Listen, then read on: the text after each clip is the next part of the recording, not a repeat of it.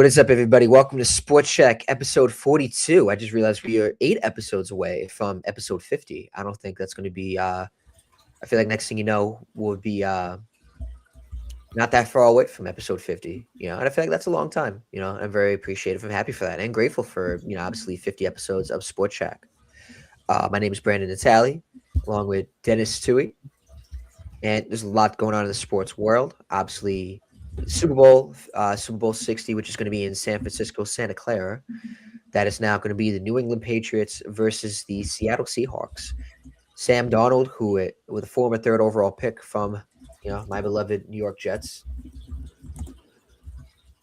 is now heading to the Super Bowl after a tumultuous journey through the NFL world. And the New England Patriots with Mike Vrabel, they are now going to the Super Bowl.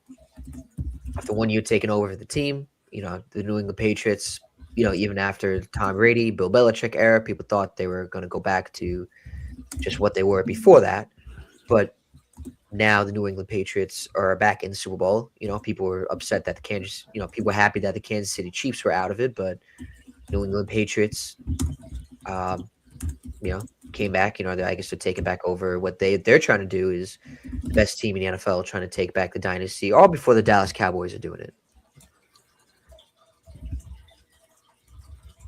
I'm sorry, were you talking to me? Just sorry, I guess talking to the. Oh, okay. Yeah, I thought so, but you took a pause there for a second. I was like, I'm sorry, I had to. Something like literally just came up like a minute ago that I had to quickly answer. But yes, it's been that long since we've had a repeat champion? Supposedly. Wait, whoa. No, run this back, because you said something in the Dallas Cowboys, but that didn't make sense. What I mean is that since the Dallas Cowboys last won the championship, like their Super Bowl back in 1996, they've managed to, the New England Patriots had one dynasty. Right. Then they had two dynasties. And then Brady and Belichick left. They had some mediocre years, average to mediocre. Now, and then back-to-back 4-13 seasons. Fired Gerard Mayo, hired Mike Vrabel, and now they are back to essentially the top of the NFL world. All in the span of before the Dallas Cowboys. That's what I mean by that. Yeah. So, but like I said, that's how insane. That's what happens when, I hate to say it, but it's true. That's what happens when you have a good organizational structure, good ownership, less dysfunction, and you have the coaching and everything set up going. And that's what the Patriots have in Robert Kraft. That's what they have in Mike Vrabel, and that's what they have in Drake May.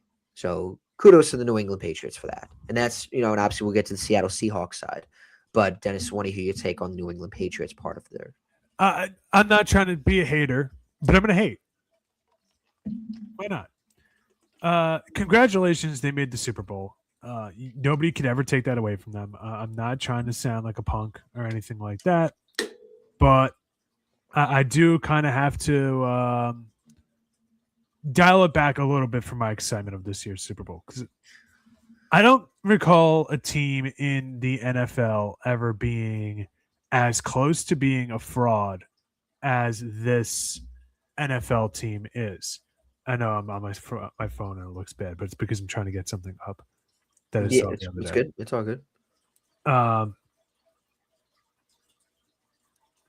Okay, so this is. I saw this earlier. Let's go to the Patriots' schedule, shall we? Week 1, their opponent fired their head coach. Week 2, their opponent fired their head coach. Week 3, their coach retired. Week 4, the NFC South. That not a good team. Week 5, that team fired their coach. Week 6, NFC South. Week 7, that team fired their coach. Week 8, their team fired the head coach. Week 9, that team fired the head coach. Week 10, another NFC South team, which is not good this year. Week 11, the Jets. Week 12, the Bengals. Week 13, another team that fired the head coach. They had a bye. 2 more fired head coaches, the Jets. And then week 18, another team that fired the head coach. Yes, I think I saw that. Yep, I did. So, I mean, like, they beat one team that was 500 or better this year. That's less than the New York Giants in the regular season, at least. In the playoffs, gift wrapped in the playoffs. I would say Drake May was not good in the playoffs. He had some good moments against the Broncos, like when he had a huge run. which wound up being a deciding factor in the game. But Jarrett Stidham looked horrible. Jarrett Stidham looked really solid for the first 6 minutes of the game. Like, okay, this boy showed up to play, and it fell apart. I cannot think of a team that I have ever seen in any sport that had an easier path to a Super Bowl than this year's Patriots. C.J. Stroud was unplayable. Who was unplayably bad for the Texans, who I thought were going to come out of the AFC. Like, I to be honest with you, I was talking with our good buddy Josh Gable. Of course. Texans season ticket holder, diehard Texans fan. He agreed with me. They should have played Davis Mills in the second half of that game. I don't think they lose if Davis Mills plays. He's been good. C.J. Stroud had injuries earlier this year, and Mills did good. It's just like, it sucks because you want to get super excited for a Super Bowl, but you have this team that, like, even if they win, you're like, they shouldn't have been here in the first. Super excited for, and it's just not. I'm not compelled. We're going into the Super Bowl. I have this gargantuan trophy right next to me for our fantasy league that I won mostly in part to Jackson Smith and Jigbo of the Seahawks. I have my Jackson Smith and Jigbo jersey hanging upstairs, which I probably should have worn today, whatever. Stuff to return it. And instead of being like fired up that this player I was rooting for this whole year, this scrappy Seahawks team, Sam Darnold, people counted out, and Kenny Walker and Zach Charbonnet, who Charbonnet got hurt, but Kenneth Walker, who at times people thought was going to be a really good running back, he kind of took a step back, kind of similar to Ramondre Stevenson.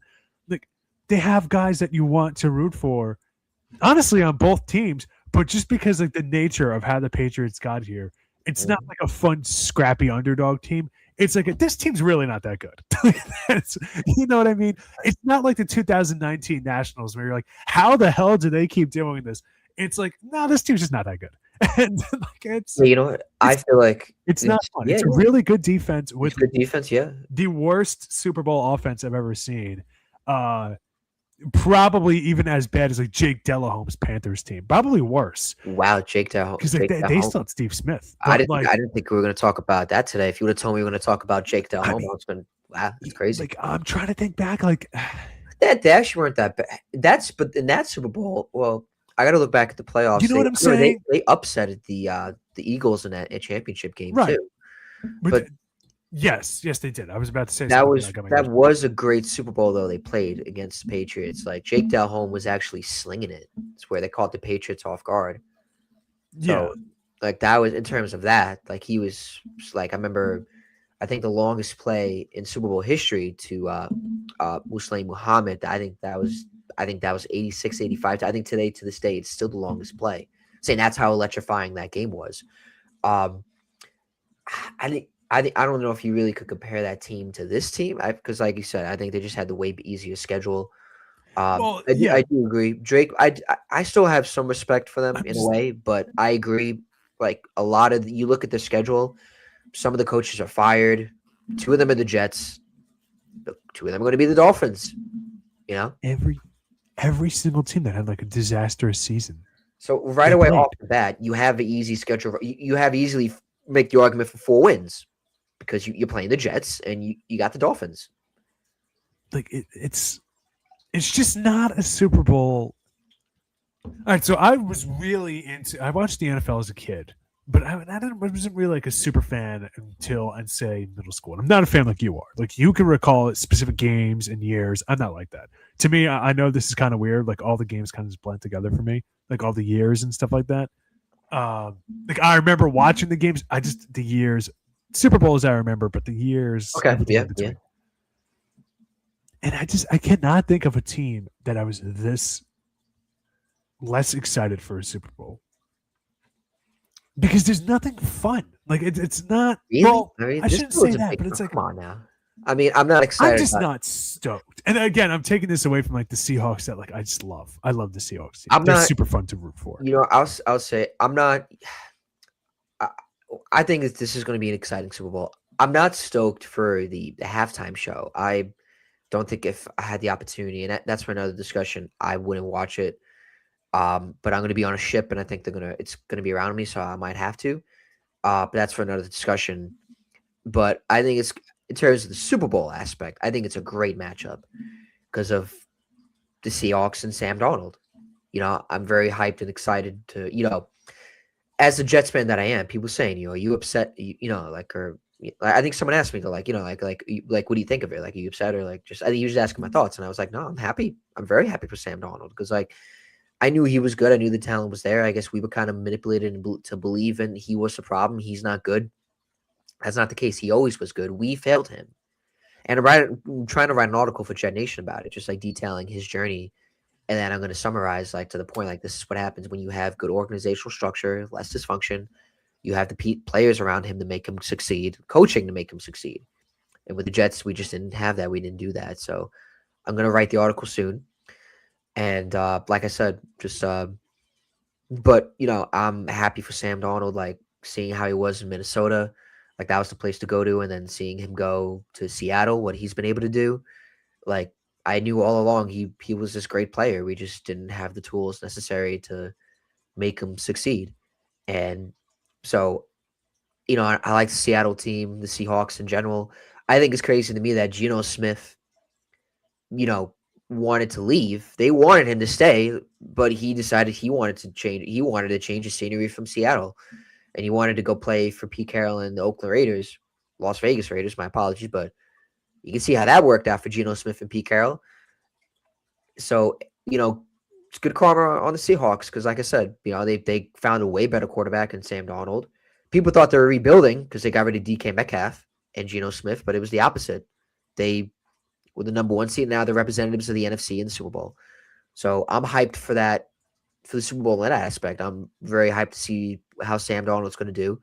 I want him to win it because I just believe that I loved him when he was on the Jets, and I believe they never should have got rid of him. Back in the day, I didn't care what they did, but I was happy if they kept him. I was happy if they got Zach Wilson. But if you asked me, I would have told you I think they should keep Sam Darnold. So, but like I said, I'm hoping that he succeeds and does good. I hope he slings it. And I think that the Seahawks defense is going to destroy the Patriots. And that's my thoughts on that. Yeah. And that's the other thing is it's such an overwhelming favorite. And I was trying to think of a better way to say it because I was I think I'm just coming off as being a hater. And I picked the Seahawks to make the Super Bowl not the Super Bowl, to win the division before the season started. And it's you want, and I'm sorry that I appear to be very distracted. I'm just trying to share this on social media. You want to root for this team that nobody expected to make it to the Super Bowl naturally because they're the underdog. How did they get here and all this kind of stuff? But like I was saying earlier, and I think this is a more fair way of putting it, that just, even though they're a scrappy underdog team, there's a difference between, like I said, the 2019 team Nationals to me was the most exciting underdog championship team. That or the 2020 Miami Heat, or the two underdog teams that I just loved. And the difference between those two teams and the Patriots is those two teams kept snatching victory from the jaws of defeat. They kept going on the back heel every single time, and they kept finding another way. We'll find a way. We'll find a way. And at the end, you just believed in them. There was just a confidence they had. I'll never forget that. And I'm not trying to bring it up for Met fans, and we don't have to get too far into it. But when Kurt Suzuki hits the grand slam against the Mets, and then just boom, the Nationals from that point forward, it's a shatter point for the rest of their season to just be hot. That's exciting. The Heat with Jimmy Butler and his spirit, this scrappy underdog his whole life, that spirit the Heat had that year, and their second NBA Finals appearance was just so fun to watch. And then it's you go to a team like this Patriots team, a similar underdog team nobody counted on. Mike Vrabel goes to the Patriots because he doesn't get along with the Titans. The Titans have imploded since then, and he was the hottest coach on the coaching market, and now he's back. He takes his team to the Super Bowl. Woohoo! This Patriots team, this proud franchise, you know, in the 20th century, kind of a laughing stock. In the 21st century, an absolute, you know, conquering force of every gridiron they played on. And it's just kind of it could be fun, but again, like the way they get there is like they weren't snatching victory from the jaws of defeat. You know, like they were punching down the entire way. That yeah, they had this stable organization, but they were going up against chaos every week. They're going up against teams that didn't know what they're doing. Like their crowning achievement was beating the Bills. It was a great team, and honestly, this was the year that the Bills should have made it to the Super Bowl, but they didn't. And we spoke about that last week. We don't have to get into it again. Right. And it's just like, man, I'm just not. I am not excited for it at all. I got to be honest with you, but we're talking before the show about my my squirrel brain obsession with reality television. I am way more excited for the new Survivor season, and like this week of like the traders, and even like the NBA, like regular season NBA games. Like I was excited to watch the Phoenix Suns versus the Nets game because Devin Booker is hurt again. And when we went to the Nets game last week against the Phoenix Suns, it was a close game. So I knew yesterday was going to be a really close game, and it was. And it came down to the wire. And I'm like, that has me more intrigued than like this Patriots team that 10, 20 years from now, we'll probably look back like, how the hell did they get to the Super Bowl that year? Or not. Maybe this is the start of Drake May, and he's the next Tom Brady, and it just sucks they wear the same jersey color. It's just, you know. They wear the same logo on their helmet. We'll see. Because, like, again, like the players on their team, like I like a lot of the Patriots players. I like Demario Douglas. I think he's very underrated. I like Hunter Henry, and I'm happy that he had a good year. I like Drake May. I like Ramondre Stevenson. Like, I don't like the Patriots. So I'll just say that. Nice point. Yeah, this is another. You're a Jets fan. I don't count your opinion. No, it counts tremendously. It can count it. I'll say that my opinion counts tremendously, 100% all the way. No, but it's, you know, even though I'm the Jets fan, but you know, like I said, but you know, I said it to, you know, I was very, you know, it was seeing them in the Super Bowl again. I said to my sister was watching me, and I said to her, I'm like, this is awful, like seeing the Patriots back in it again. You know, I don't. So, like I said, I don't like the Patriots, so I'm not supposed to be happy for them. I mean, I respect them, sure. I think like I said, I respect the organizational structure that they have and Robert Kraft, and I like, you know, I like Mike Vrabel. He was supposed to be the Jet coach, but of course they fired Gerard Mayo, and they're like, no, you're coming to the Patriots, and that's how he essentially is the Patriots head coach. So no, I don't like, you know, you best believe I'm rooting hard for the Seattle Seahawks, especially for Sam Darnold. So that's, you know, I don't expect it to be a blowout by Seattle. See, people can't, you know, I get why people saying New England's they're a good team. Don't count them out. I get that.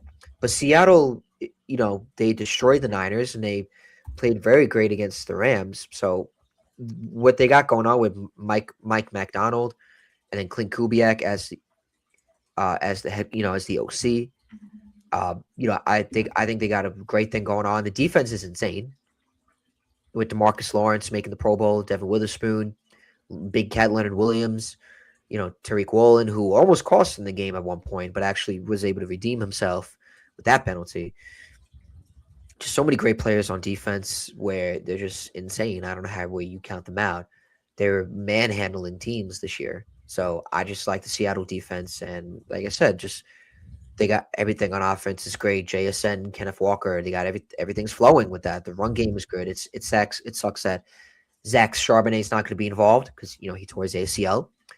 But JSN, people said, well, you know, before the season, is he the wide receiver one? He absolutely proved that he is, and they didn't need no DK Metcalf.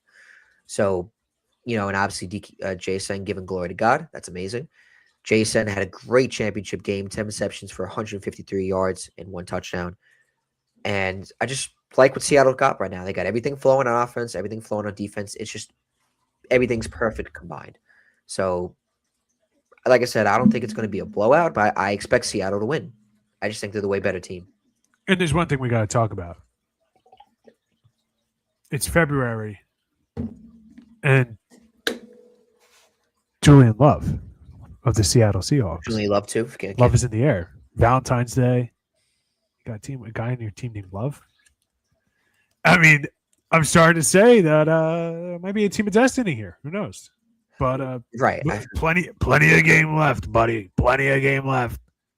We'll see how it goes. Yeah, you know who I'm rooting for. And I was a Patriot. I played the Patriots flag football team, buddy. So it's gonna. I'm going on a cruise in a couple weeks. A week and a half actually from now. I'm really excited because I need a vacation, especially with the snowstorm that we just had. And all the shoveling and just my car was getting stuck, and then just dealing with the traffic and the crazy drivers and all that. Just getting another one Sunday. No, I heard we're getting another. I'll send you a picture after this. I haven't even dug my Elantra out because I've been using my parents' cars. So my car is still completely buried. It's kind of funny. That's crazy. Yeah, I should get on it. But I would get on that. Be careful though, because if hurt your back or anything else. Be careful. I'm banking on parking it in front of the sunniest part of our property and it being black and just a new Mother Nature taking over. Just burn it out, baby. Just burn it out. That's not the way science works. I know, but cut me a break. All right, I shoveled so much this weekend that I'm shot, dude. I don't feel like doing it, especially just to come home and do it again Sunday, dog. Yeah, but it's just this was an actual. Before we get back to sports, I know we should have talked about the blizzard to start the show. This definitely was a very intense blizzard, probably as far as I can recall. I know we've had snowstorms over the past couple of years. I know we had one in 2020, and then into 21. That's what I remember. I don't know if we had one in 22. I can't remember. I thought we had one a few years ago that was worse than this. We had one a couple of years ago because I worked at that Target. It was a Saturday, and it was worse than this. And I don't know if it's just been retconned out, but I remember working it at the store. I was working HR that day, the only day I ever worked HR, calling people, telling them not to come into my job. And I was just watching Psych the whole time, LMAO. But in between doing that, I was shoveling out my coworkers and people who were braving the weather. And because a bunch of people got stuck in the snow. Like stuck. Like I'm like, and this was peak like Fat Boy Denny, like 350 pounds, like leaning on cars to just push them through. That like, and it's like, I bring it up. I'm like, you remember that really bad blizzard we had a couple of years ago? And people are like, yeah, but I see the look on their face, and it's kind of like me that like I don't remember what year it was. That like that is like this weird like Elseworld storyline that like just like like I don't know, like I don't know, alternate universe, Flashpoint. I don't know. I've talked about Survivor, talked about comic books and sports. This is like a. I'm getting close to. I don't know what I'm missing. I guess I have to find a way to mention Pokemon. It'll be the Dennis Grand Slam. But or history, I guess. It's definitely but I know we've had some bad storms over the past couple of years, but I know we've had snow over the past couple of years, but I feel like this was close enough to where it was to me just a bit hectic, in my opinion. Yeah, this just sucked. This sucked. Like, leaving. I worked 6 to 1 on Sunday. Okay. And getting home from work was a pain in the ass. Right. I remember you were. Yeah. How was that? I had to go. Scary. I left. All right. So none of you guys, most of you guys watching this and listening to this, I'm guessing are people who know us, and I'm guessing you're from Long Island. But where we're from, there's this main road called Hempstead Turnpike, and it runs east to west. Right. So I'm getting out of the parking lot. I'm going east. None of the streets, the main streets going north-south, were really plowed out well. So it was just this east to west street, and you'd have to go over a little snowbank, and then just still driving like 6 inches of snow. So I was trying to find an opening down this road, and I was like, highways, the exits are pretty steep by us, so I'm not going to go on the Seaford Oyster Bay again. Non people who don't care about this. Sorry. Eventually, I had to make the right. Brandon knows where I live, so he knows where I'm going to talk about with this. Okay. I had to make the right after the Seaford Oyster Bay on, I guess, Zorain. Because I was trying to find a street that I could just cut across that was plowed. I couldn't find one, and I gambled, and I was wrong. What are you going to do? Huh? I'm call 1-800-BET-HELP. What are you going to do? And what we're going to do is we make the right on Zorain. Okay. And none of those Farmingdale zip code, but Plain Edge district streets were plowed at all. And I'm in my dad's four-wheel Subaru, thankfully. But I was like, what Twilight Zone nonsense is this? That like I'm just driving and just literally in like 8 inches of snow. And I'm like, bro, what are we doing? And then eventually I got to Boundary Avenue and I was like, booyah. This is a side street that's actually plowed. It's like I thought that Hempstead Turnpike was an evacuation route because we have the hurricane shelter over there in Farmingdale, but I guess not. I guess not. I guess all the main streets going there are just we'll just throw it away. And Hicksville Road being a state road, I thought would be nice too. It's already kind of a tight turn to make that right from Hempstead Turnpike to Hicksville Road, right? Because like it's just there's always somebody's always doing something stupid over there. But yeah, and you would know because you worked over at Quick Check. But right, wow. I got home in one piece. And then, of course, yesterday I go to work in that car. The same car I used gets stuck in front of my house. So I have to take my mom's car and I wind up being late by 2 minutes. With a punch clock to get into my job. So I couldn't even like just fill out a timesheet and be like, you know? It's cold out though, man. It's freezing. Like I think I looked at the weather app. I should have took a photo of it. You know, this is actually, oh my God. Okay. So this is the 10-day forecast in Seaford. I had my inner Manfredi. I remember Manfredi used to be like, that's how he would say that sometimes. He'd be like, oh my God. I don't know if you ever noticed it. I certainly do. All of his mannerisms I notice and then jokingly. I haven't to say not to say I've emulated that, but sometimes I do be like, oh my God. Like, but anyways, like just look at this forecast, like, oh my God. Today's going to be 11. Thursday it's going to be 8 degrees. Friday it's going to be 4 degrees. And this is in Seaford. So best believe, yes, people listen to this. You probably know me. You live around me. You probably, unless you're in Florida, right now, because I know some people in Florida. Saturday's supposed to be 4 degrees. Sunday's going to be 11. And then Monday, 10 degrees. That next Monday, it's now we're in February. It's going to be 10 degrees, Tuesday 15. So just everything, this forecast, yeah, it's just look at this. I got to ask Dr. Tony. Dr. Tony, you study weather patterns. What do we got? Is this as bad as people are going to make it out? I asked him this weekend. I was like, is this really going to be as bad as people make it out to be? He's like, it's going to be pretty bad. He's like, I think the inches are going to go down, but it's going to be sleet after a while, and it's going to get really icy. He was right about the icy part. He was wrong about the inches part. The temperature range will feel like -11. Dog, what this is flipper? I have to go to class tonight too. My professor's like, actually, it's going to be in person. And I was like, this is the 3rd or 4th time I've had you as my professor. I don't know why you're breaking my balls, lady. This is Sunday the 1st. That's temperatures at one point will feel like -11. This is Sunday, February 1st. Like I said, where temperatures will feel like -11. It's just Mother Nature's been brutal. This has just been a brutal winter. But like I said, hopefully everybody stays warm and hopefully we don't get any more snow. So I think that wraps up that. But I feel like we should dive quick into basketball. Yeah. No, hey, I had fun. I had fun with that. I do not care. People watching this from like out of New York are like super fast. They're like, no, stay on Long Island geography, dang it. But obviously news coming out this morning from Shams of ESPN that Giannis Antetokounmpo, however I pronounce his name, Antetokounmpo. I feel like I had it before. Giannis Antetokounmpo, something.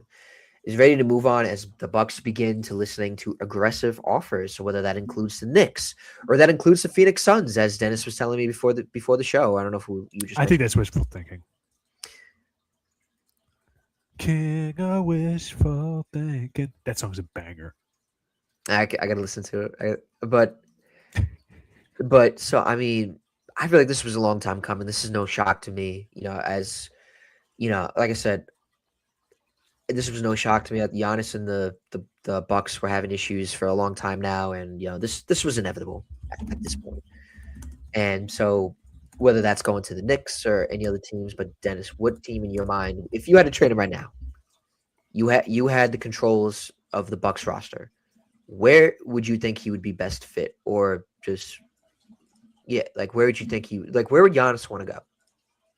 If you were in Giannis' shoes, where's the first team that comes to mind you want to be traded to? And then what's the team that he would best be fit to?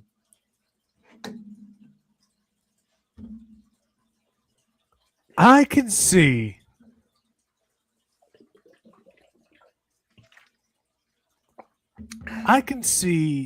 him wanting, like, people are saying that I'm like trying to find like a good breakdown of like how this can actually work, because the NBA to make trades now, it's like impossible.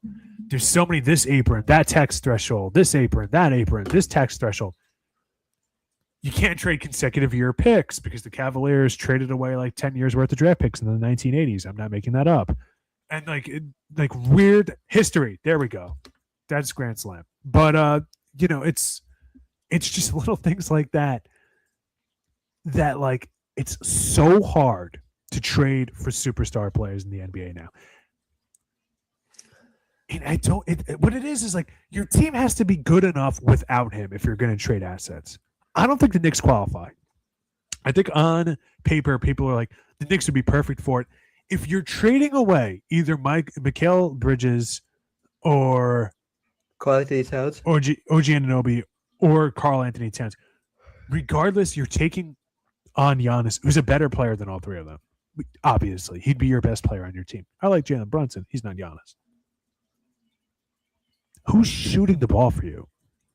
This is kind of the problem the Knicks have ran into in the past, that like their three-point shooting is not very good. And Giannis is not a three-point shooter. Maybe he can make one a game and it's like, whoa, Right. But he's not getting the A+ on the NBA 2K. Free throws is something he struggled with.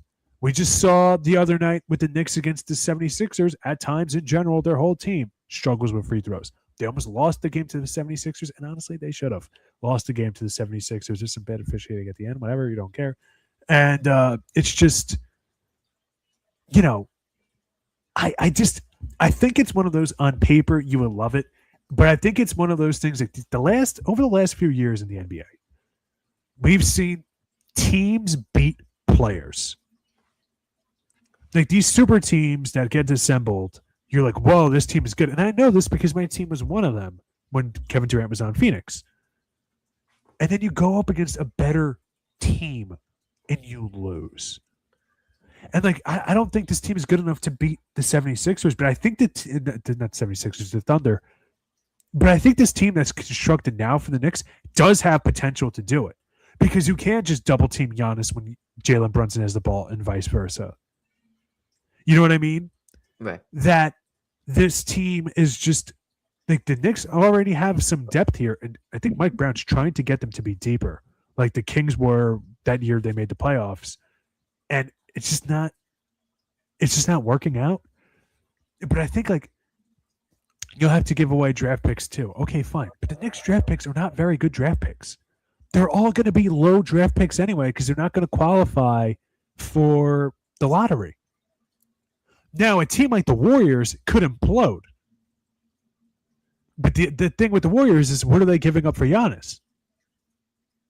Like, Warriors fans are delusional. Like, I keep hearing this. Is like, yes, we'll keep Steph Curry, we'll keep Draymond Green, we'll keep all our draft picks, and we'll get Giannis. And you guys take Jimmy Butler, who's basically at this point a corpse on the basketball court. It's right. What are we doing? So, like, I really don't see it.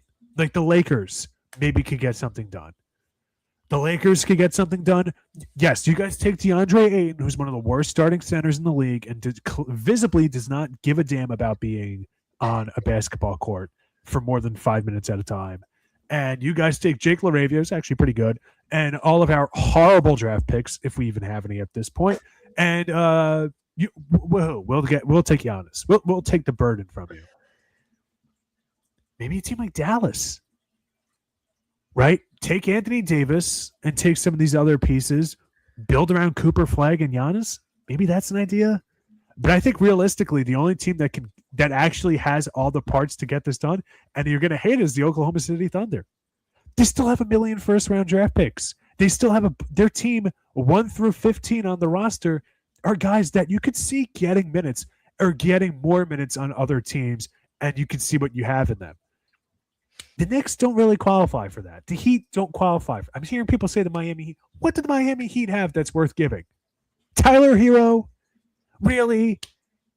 Is Tyler Hero going to be the best player on a championship team? No, because he wasn't the second best player on a championship team either, because they lost. So, and mostly because he's a traffic cone on defense. So, like, I don't see it. I don't see it. The Atlanta Hawks could be interesting. That could be a team I could see maybe getting something done. They just got rid of Trae Young, and somehow, some way, they got draft picks back. So that's something that I could see. But aside from that, I don't know, man.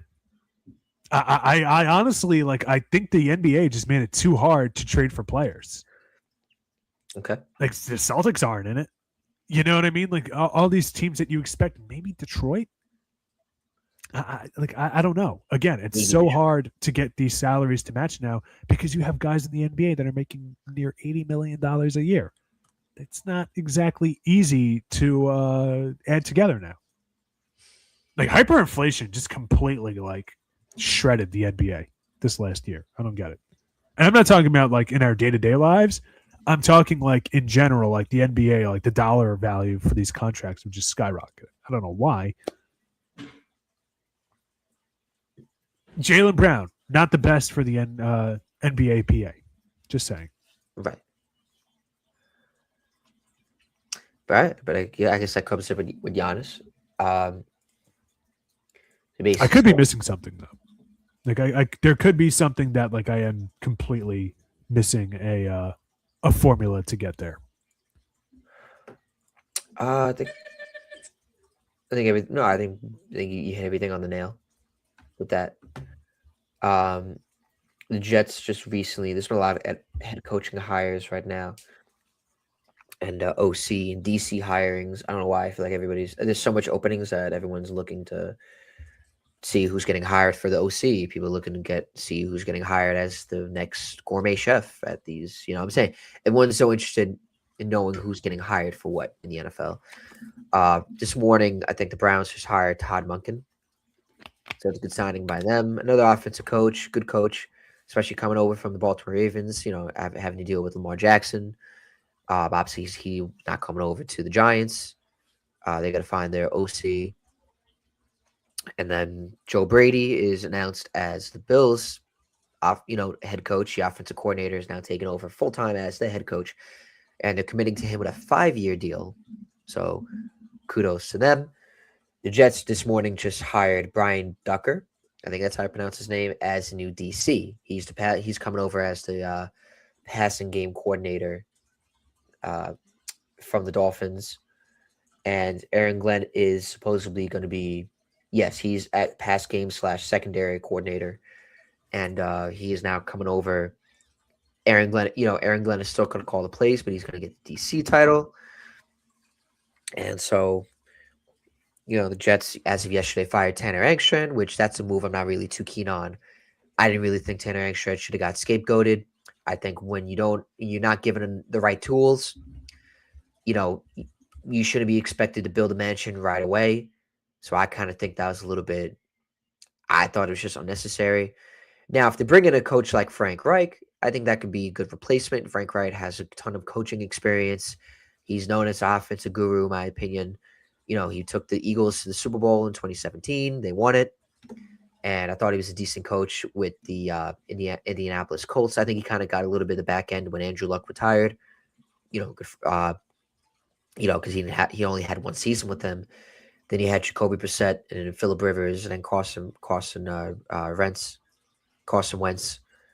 So I just didn't think that I think Frank Reich is a good coach. So if they would hire him for the OC, I think that'd be a good hire. So a lot of people coming at Aaron Glenn's neck. They're coming after his job right away. He doesn't have the New York fan base or the media one bit. Everyone's calling for his job. My thing is, if you fire him now, who are you going to hire? You might as well just write it out 1 year, see where it goes. I like that Aaron Glenn is admitting defeat. He's wrong where he's firing these coaches. He's trying to change the scenery just because obviously it didn't work out. But at the same time, it's not a good look where you fire your assistants after one season. These are people that you brought in, so it's not a good look. But Aaron Glenn knows that this is essentially his season, the second year, where if nothing works out, he's going to get fired. So he's trying to do whatever he can do to save his ass because the seat that his ass is sitting in is hot. It's hot right now. So I think that this, we'll see what these moves do, but I don't think it's a good look. And I don't know, a lot of dysfunction going on right now in Florham Park that, and I'm not saying I'm one to want him to get fired. I'm not saying that. There's a lot of people saying that. I just want to put that out there. I'm not calling for him to get fired, but all I'm saying right now is that it's not looking good right now in Florham Park, New Jersey. Can I interject here? I actually like that Aaron Glenn is firing his assistant coaches. He's a first-time head coach. He's got to see the way it works. You know what I mean? Like, there's some guys, like, on paper you might think it works. And the other thing is, like, just in general, and I'm not trying to beat a dead horse here, this Jets roster is just not that good. Oh, it's awful. It's putrid. You know what I mean? Like, I think the expectations for this team was a little higher than they probably should have been on some of these draft picks and whatnot. I mean, it's like Robert Saleh is not a good head coach. He was brought in to be a defensive-minded coach, and this team sucks. He goes to the 49ers, and it's like instantly, boom. Now I know they already had the talent there. Okay. But it's not like the New York Jets weren't drafting defensive player after defensive player after defensive player. And a lot of their good draft picks over the last couple of years happen to be defensive players. You know what I mean? That, like, I think, like, people are too harsh on Aaron Glenn for whatever reason. When he first got hired for the Jets, like, I didn't really see people like, that's the guy they're hiring. The only one that I really thought was like, this sucks, was like Sean and/or Cooper from our fantasy league. It was like immediately like, we're out on this. Yeah. I mean, you could get a time machine and bring Chad Pennington back in his prime, and one of probably my all-time favorite quarterback, and they would just be like, no, this guy sucks. So, like, like, those are our boys, but, so, like, I just think, like, Aaron Glenn needs to be given another chance. Here's the thing. You're kind of playing with house money here. There is nothing that you can do for the New York Jets that's going to win them a division next year. The Patriots are too good. Even though I think the Bills are going to regress, they are still good. And, if the Jets, they hired a defensive coordinator, I would have thought that might have been somebody who they would consider looking at, Sean McDermott, to be a defensive coordinator. He started his career as a defensive backs coach, if I'm not mistaken. And even though the Bills' defenses had their problems over the years, their secondary is usually pretty decent. Maybe not the best, but they're not always they're not drafting in the top 5 every year. We know that. They're always drafting towards the end, and they make the best of bad situations. That, like, I thought that could have been something for them, like a good get-right job for him. And then the other thing is, do you want to bring a more accomplished head coach into your system and whatnot? It makes things awkward. Right. But I think that, great question. No, great idea. Having him as right away, when he got fired, I said it in our chat. I think Sean McDermott would be a great DC. I said it, Sean McDermott, you are New York, like, jokingly, you are a New York Jet. Like, that would be my first choice. You would think. But I actually want Sean McDermott to be the coach. If Aaron Glenn is fired next year, if he is, I want him to come in and be the head coach of the team. Now, I know he's a defensive coach. I get that. But he's an experienced coach, which is something that they've lacked to hire over these past couple of years. And don't mention Adam Gase. Because Adam Gase, yes, we're not going to get into that. I know he's experienced, but come on. He had experience, but just bad experience. He had experience at somewhat. But Sean McDermott, that's who I would want the Jets to hire as my next head coach. He's an experienced leader. Helped turn around Buffalo and ended that playoff drought they had, and helped them develop Josh Allen. Now, again, he was on the defensive side of the ball, yes, but he had the coaching that was able to make Josh Allen the way he is. He had Brian Daboll. And then, obviously, he had Ken Dorsey. Ken Dorsey was okay, but then that's where he brought over Joe Brady, where Joe Brady was able to make him into the Josh Allen MVP for him. So, I think Sean Dermott would bring the leadership, the culture, and the coaching, and as himself and with the assistants. I think that's why Sean McDermott would be a great head coach next year. Now, this year, he said he's going to take a year off. So, say next year, he would probably be the head coach in candidate right away. If the Jets were to fire Aaron Glenn this season, nobody would come here. You look at teams like the Falcons, the Giants, the Browns, even the Browns, the Dolphins. Like, what makes you think the Jets are going to want to come here? Like, players are going to want to come here. Like, not players, but coaches are going to want to come here. It would you'd be starting from scratch, starting all over. It just would not be a good look, not be a good mess. So that's why I think next year, if you're going to do anything, next year will be better because the roster will probably set up better. You're going to have the draft picks and the cap space. Sure, you have the cap space and the draft picks now, but you have no quarterback and no roster. So the Jets kind of need to build that. And so that's why I think, Sean McDermott would be a great case to be the coach next year, in my opinion. So, but in terms of what you said on Aaron Glenn, I agree. I think everyone's given him a lot of slack. He deserves another year. He deserves this year to kind of see how we can build this roster. And I like the coaches that he's bringing in. People are also saying that after what happened with Steve Wilkes, like that situation, how Steve Wilkes is running the team, that it wasn't set up good. Like, so he just wants, he knows his ass is in the hot seat. So if he's gonna go out, get fired, he's gonna go out his own way, which is calling the plays, like in control. Like if he knows he can be in control of that, he's gonna take advantage of that.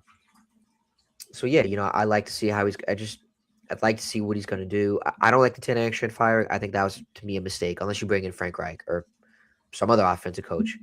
But in terms of the defensive side of the ball, he knows, if he's going to go out his own way, he's going to take advantage of that. So I see why he's calling their own plays. But again, I'd like to see what they do this offseason. People already say it's going to be a bad year already. People already want to simulate to next offseason already. I'm not going to go ahead and do that yet. I'd like to see how they build this roster. Again, like I said, I'd like to see how they build this roster, how they build it through the free agency, through the draft.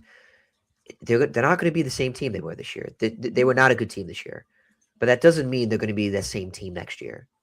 So we'll see. I don't think I'd want Aaron Glenn gone yet. But I like to see what he's going to do this year.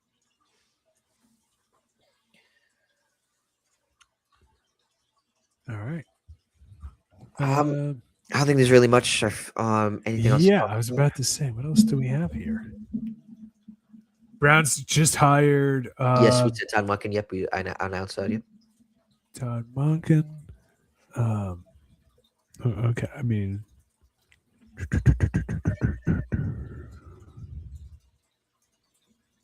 Oh, do we want to talk about the Bill Belichick not being a first ballot Hall of Famer? Yeah, we should talk about that. Yes, we can't miss on that. What are your thoughts on that? Well, there's two different things. A big part of it is him and Robert Kraft do not get along anymore. And Robert Kraft is getting in this year, and people are saying that Robert Kraft didn't want to be on the stage with him and stuff like that. It's like, not for nothing, would Robert Kraft be getting there without Bill Belichick? No. So, it's like, it's just kind of like, kind of weird. Like, you guys can't suck it up for one day. You spend 20 years with somebody. It would be like a divorced couple not showing up to graduation. You guys put up with it for X amount of years. You can't do it for another X amount of hours. You know what I mean? It's just weird. I'm guessing some voters also held all the cheating scandals against him. I Yeah, think that might be a little more of it than maybe there is some behind the scenes stuff. And I will say this between Eli Manning wasn't a first ballot Hall of Famer either. Right? no, he was not. At this point in time, like the NFL, the forget our buddy Chris, the NFL Hall of Fame is turning into Mickey Mouse U. And like it's just like I cannot take this. I went there a couple years ago, had a good time. But dude, Eli Manning and Bill Belichick are not first ballot Hall of Famers, guys. I think. What are we doing here? Is Eli Manning in the Hall of Fame this year too? Like, did they announce who actually got in yet? They didn't announce it. I don't know how this even leaked because I think we're going to figure things out next week. I don't know why. Maybe they're rounding up the votes for, I guess, the players, for players, coaches, executives. I think they're doing that stuff now. They're just rounding up. And then next week, maybe they voted this week, and then next week, we're going to find out because next week is the awards, the NFL honors. So I don't know why. I don't know how this leaked now. He had a lot of voters against him though. This was like 40 out of 10. I think he needed 40 out of 50 votes to be considered first ballot. I think he just missed that.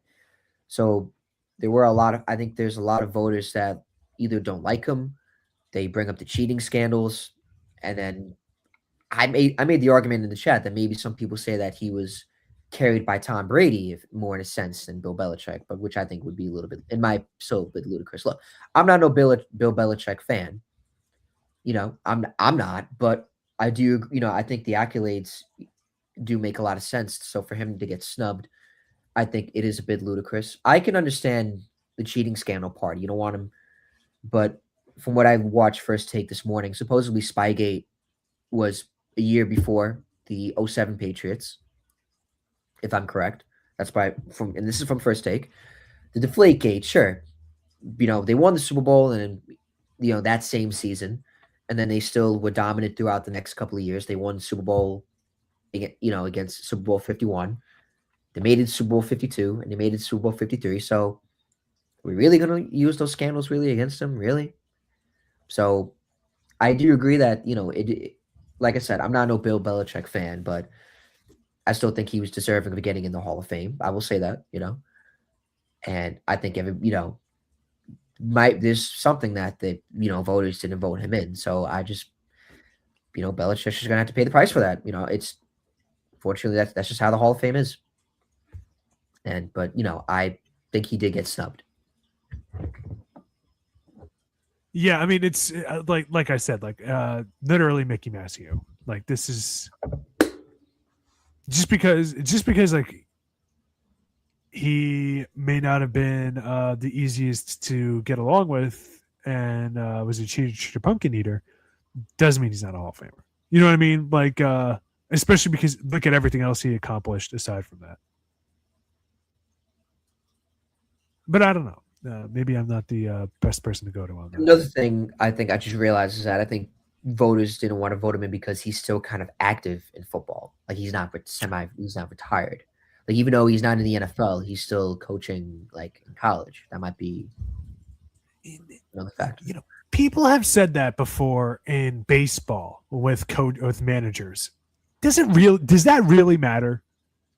Like I'm happy that in basketball for the Naismith Basketball Hall of Fame that they do elect current coaches into the Hall of Fame. You want to hear why I like that, Brandon? Because it's not like they're going to start playing again. And if they're going to be coaching until they're old as dirt, why don't we vote them in where they could actually celebrate it? And isn't it fun when those guys lose the playoffs or lose a big game or something like that? And it's like against like the rookie head coach or something like that. Or somebody less experienced, and you have the matchup, already a Hall of Famer going up against this guy trying to establish himself. Guys, just make it fun. God of Almighty. Like, does every hill have to be a hill to die on? I'm the one saying this. Me, of all people. I keep pointing myself with a comb. I don't know if that's making it on the camera or not. But, does everything have to be some kind of grandstand? Give me a break. Yeah, all right, but I guess that sums up that. Like I said, I'm interested to see who's going to get voted in for the Hall of Fame this year. I know we got Eli Manning coming up. I think Drew Brees is also in there. Larry Fitzgerald, a lot of NFL greats. So we'll see. It's going to be very interesting. To like I said, wait and see who's going to get in. But yeah, I'm very excited. Obviously, definitely a lot going on. I definitely want to record before I go away next week. Definitely. I won't be able to go on for a week. So yeah, but a lot to talk about before next week. Anything else you want to say before we wrap up? No, I'm good. I'm good. I got to shovel my car out. I wish you luck with that. I'm gonna have some eggplant parm real quick. Ooh. Homemade, or did you guys get it from somewhere? It's homemade. My mom made it from scratch. Delicious, delicioso. Okay. Wow. But so to everybody tuning in, listening, shout out to our good buddy, Andrew Arosa, a diehard Knicks fan and gym buddy of mine, Plain Edge alum of us with us. Very great guy. Hope you. I don't know if you've seen this right now, but thank you for tuning in for a bit.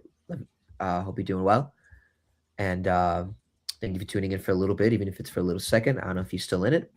Obviously, our good buddy Jason Brandel. It's crazy. I know he was too tired to see Mercy. I think that's one of the movies coming out lately, but I hope he got some good sleep. Obviously, I couldn't go to the movies because I was sleeping. But I hope he's staying warm outside because he's delivering mail right now in this cold weather. Yeah. That's crazy. Stay warm, guys. Stay warm and drive safe. Stay warm and drive safe. So thank you, everybody, for tuning in and listening. My name is Brandon Jordan Talley, along with Dennis. You want to announce yourself? You guys could just call me Dennis, man. Along with Dennis. Obviously, this is SportsShack. Thank you for listening, and I hope everybody has a great day. Stay warm and drive safe, as Dennis said. Thanks for watching. Don't forget to like, subscribe, and share.